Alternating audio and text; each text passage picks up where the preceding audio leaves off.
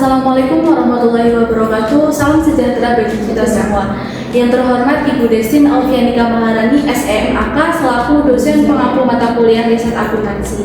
Di sini perkenalkan, nama saya Nasidi Lestari dengan NIM 0220208 dan rekan saya Aliza Listiawati dengan NIM 0220204. Di sini kami akan mempresentasikan proposal penelitian kami mengenai pengaruh literasi keuangan dan pendapatan terhadap minat investasi mahasiswa di era digital.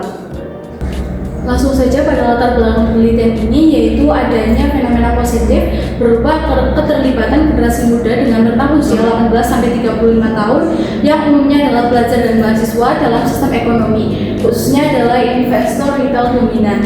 Namun minat yang ini sesungguhnya ini tidak diimbangi dengan pengetahuan investasi yang sangat memadai.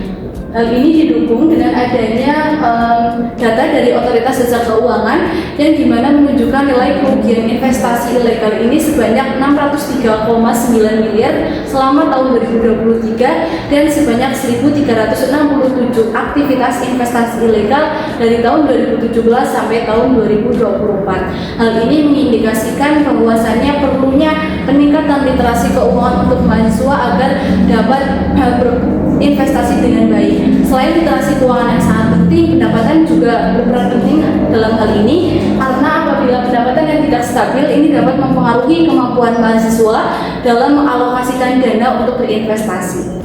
Selanjutnya rumusan masalah. Yang pertama ada apakah literasi keuangan berpengaruh terhadap minat investasi mahasiswa di era digital. Yang kedua, apakah pendapatan berpengaruh terhadap minat investasi mahasiswa di era digital? Tujuannya yaitu untuk mengetahui pengaruh literasi keuangan terhadap minat investasi mahasiswa di era digital. Yang kedua yaitu untuk mengetahui pengaruh pendapatan terhadap minat investasi mahasiswa di era digital. Kemudian untuk manfaat penelitian, yang pertama adalah manfaat teoritis. Ini dapat memberikan ilmu pengetahuan dalam bidang keuangan, khususnya pada mahasiswa, mengenai minat investasi yang dihubungkan dengan literasi keuangan dan pendapatan. Kemudian dapat digunakan sebagai bahan rujukan bagi peneliti sebelumnya dengan ruang lingkup yang berbeda. Kemudian untuk manfaat praktis, yang pertama bagi penulis, ini dapat digunakan sebagai wadah penerapan pengetahuan dan metode ilmiah. Kemudian untuk mahasiswa, hasil penelitian ini dapat diharapkan menambahkan wawasan dan pengetahuan tentang investasi, dan bagi peneliti selanjutnya, penelitian ini diharapkan dapat menjadi sumber referensi dan dasar pengembangan studi yang lebih lanjut. Selanjutnya yaitu landasan teori. Teori ini menggunakan behavioral financial. Menurut Virginie Gendro 2017, behavioral financial adalah studi tentang fisiologi manusia yang serta rasionalitas dalam membuat keputusan keuangan, di mana dengan asumsi tradisional mengenai memaksimalkan produktivitas yang diharapkan di pasar efisien. Juga aspek yang mempengaruhi perilaku keuangan yaitu psikologi, keuangan, dan sisiologi. Variabel yang digunakan dalam penelitian ini yang pertama adalah literasi keuangan sebagai X1 yang merupakan keterampilan dalam manajemen keuangan seperti penganggaran, asuransi, investasi, dan tabungan. Kemudian untuk indikator dari literasi keuangan sendiri, yang pertama adalah pemahaman dasar tentang keuangan, yang kedua adalah pengetahuan dasar dalam pengelolaan anggaran, dan yang ketiga adalah pemahaman dasar tentang investasi. Kemudian untuk variabel yang kedua adalah pendapatan sebagai X2.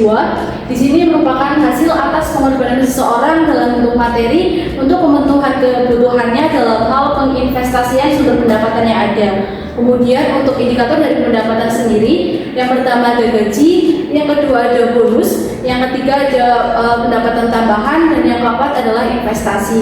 Kemudian untuk variabel dependen, di sini kami menggunakan minat investasi yang dimana merupakan hasrat untuk mengalokasikan beberapa uangnya ke pasar modal dengan tujuan untuk memperoleh keuntungan di masa depan. Kemudian dari indikator minat investasi sendiri, yaitu yang pertama keinginan untuk mempelajari investasi lebih lanjut, kemudian yang kedua keinginan untuk mempelajari produk tentang investasi, dan yang ketiga adalah rencana investasi di masa depan. Selanjutnya yaitu kerangka pemikiran dan hipotesis. Kemudian ada berikutnya yaitu literasi keuangan, pendapatan, dan minat investasi. Yang pertama yaitu hipotesis 1, literasi keuangan berpengaruh positif terhadap minat investasi mahasiswa di era digital. Hipotesis 2, pendapatan berpengaruh positif terhadap minat investasi mahasiswa di era digital.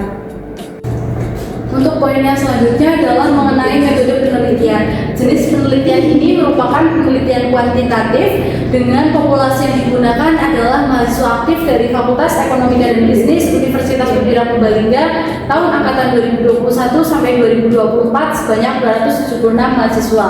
Kemudian untuk teknik pengambilan sampel ini menggunakan teknik purposive sampling di mana berdasarkan kriteria-kriteria tertentu. Kriteria yang kami gunakan dalam penelitian ini adalah yang pertama, mahasiswa yang memiliki pengetahuan dasar tentang investasi atau sudah memiliki akun investasi yang aktif.